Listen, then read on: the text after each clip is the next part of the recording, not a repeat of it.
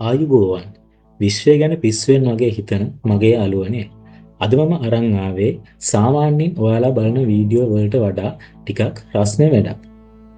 අපි හැමෝම දන්නවා අපේ සූර්යයා කියන්නේ ලොකු ගිනි ගන්න දිලිසෙන ගෑස් බෝලයක් කියලා.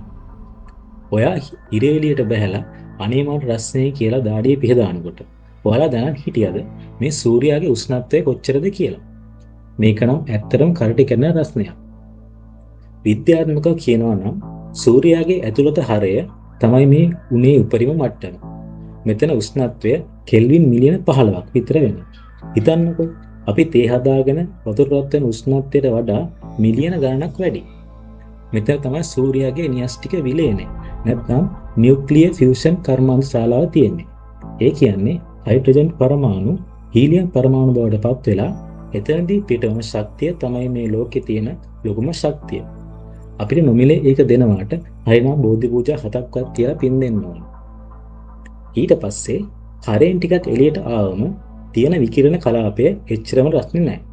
මෙතන උෂ්ණත්වය කෙල්වින් මිලියන 7 ඉඳලා 2 දක්වා අඩු වෙනවා.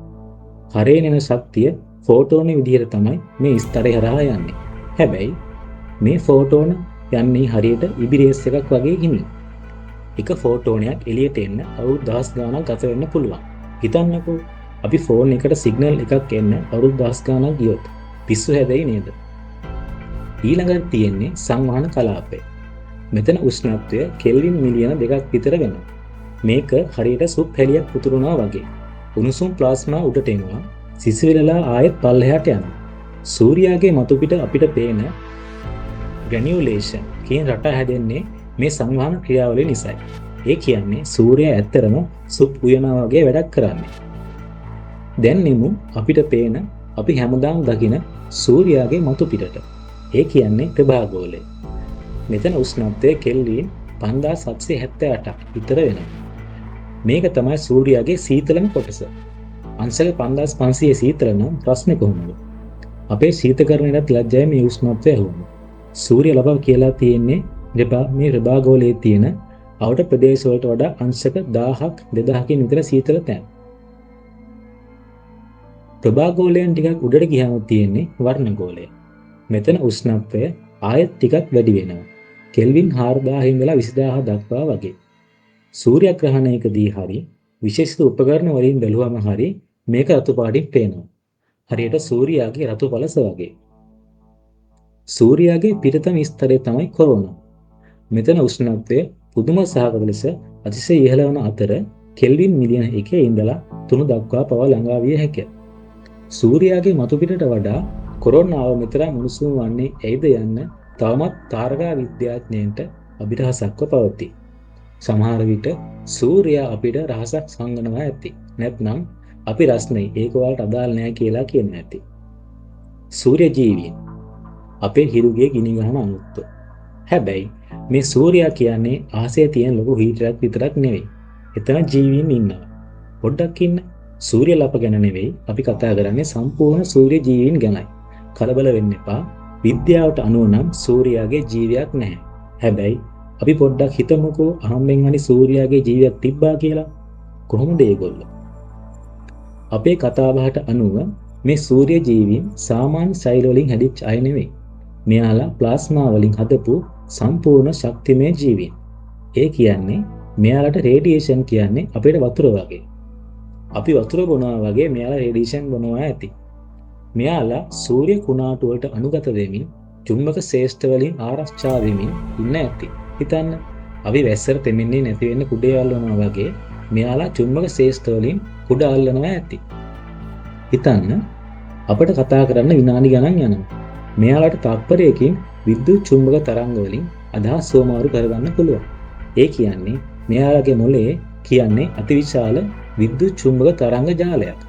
සූර්ය කුණාටු හැදෙන හැටි ප්ලාස්මා ධාරා ගැන මෙයාලා අපිට වඩා හොඳට තේරෙනවා ඇති.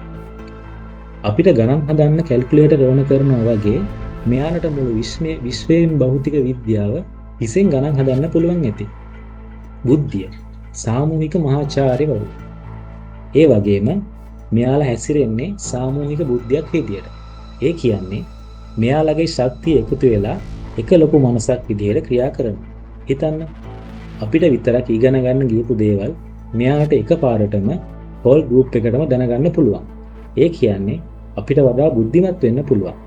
සමහර විට මෙයාලා අපිව දකින්නේ අනේ පව් මේ ජීවීන්ට විද්‍යුත් චුම්බක තරංග වලින් කතා කරන්න බෑනේ කියලා වගේ. ඒත් මෙයාලට අපිට වගේ කලාත්මක නිර්මාණ හැඟීම් තියෙයිද කියන්න බෑ. සමහර විට මෙයාලා කලා කටයුතු කරන්නේ සූර්ය කුණාරු නිර්මාණය කරලා වෙන්න ඇති. අනේ අර බලන්නකෝ මම අද හැදුවා ලස්සන සූර්ය කුරා යමක් කියලා මෙයාලා කියනවා ඇති. සූර්ය ජීවීන්ට අයිස් පෙට්ටියක් අපිට ගිනි පෙට්ටියක්. එහෙමනම් මෙයාලා පෘථිවිය දිහා බලන්නේ කොහොමද? සූර්යාගේ ගිනි දැල්ලෙන් හැදුණු මෙයාලට අපේ පෘථිවිය කියන්නේ ආසෙ තියෙන පුංචි නිල් පාට ගලක්. හරියට පොඩි අයිස් පෙට්ටියක් වගේ. මෙයාලා අපිව ස්කෑන් කරලා බලන ඇති. සමහර විට මෙයාලා හිතන ඇති මේ අය කොහොමද මෙච්චර සීතල තැනක ඉන්නේ කියලා. ඒ වගේම මෙයාලට පෘථිවියේ ජීවත් වෙන්න බොහොම අමාරුයි. හිතන්නකෝ අපිට ගිනි කන්දක් ඇතුලේ ජීවත් වෙන්න පුළුවන්ද? බෑනේ. ඒ වගේ මෙයාලටත් අපේ සෞම්‍ය පරිසරයේ හරිම සීතල වැඩි. අපේ සාමාන්‍ය සෛල මෙයාලගේ ගිනි ගහන පරිසරයේ දියලා යනවා වගේ. මෙයාලා අපේ පරිසරයේදී නිවිලා යන්න පුළුවන්. හරියට රත් වුණ යකඩ කෑල්ලක් වතුරට දැම්මා වගේ. පහර දීමක් සිදු වුණොත් කොස්මික් ලීක් එකක් වගේ තියෙයි. හරි. අපි පොඩ්ඩක් විතර වැඩිපුර හිතමුකෝ. මොකද වෙන්නේ මේ සූර්ය ජීවීන් අපිට පහර දුන්නොත්? අම්මෝ. අපේ සාමාන්‍ය ආයුධ වලින් මෙයාලට වැඩක් නැහැ. ඉරි තියලා වැඩක් නැහැ. කඩු වලින් කපලා වැඩක් නැහැ. මෙයාලා ශක්තියෙන් හදපු අයනේ. අපිට පුළුවන් වෙන්නේ විද්‍යුත් චුම්බක ශ්‍රේෂ්ඨ හදලා මෙයාලගේ ශක්තිය අවශෝෂණය කරගන්න විතරයි. හරියට කොස්මික් ලීක් එකක් වගේ. සමහර විට මෙයාලා සිග්නල් යවලා අනේ අපිව මරන්න එපා කියලා කියන්නේ. ඉතින් අපේ මේ අතිශය මනස්කල්පිත සූර්ය ජීවීන් පෘථිවිය විනාශ කරන්න කොච්චර වෙලා යයිද? මෙයාලට විනාඩි කිහිපයකින් පෘථිවියේ වායු ගෝලය නැති කරන්න පුළුවන් වේවි. එහෙම නැත්නම් පැය කිහිපයක් ඇතුළත අපේ පෘථිවිය සම්පූර්ණයෙන්ම විනාශ කරන්න පුළුවන්. හිතන්නවත් බෑ නේද? හරියට කොස්මික් සිනමාවක් වගේ.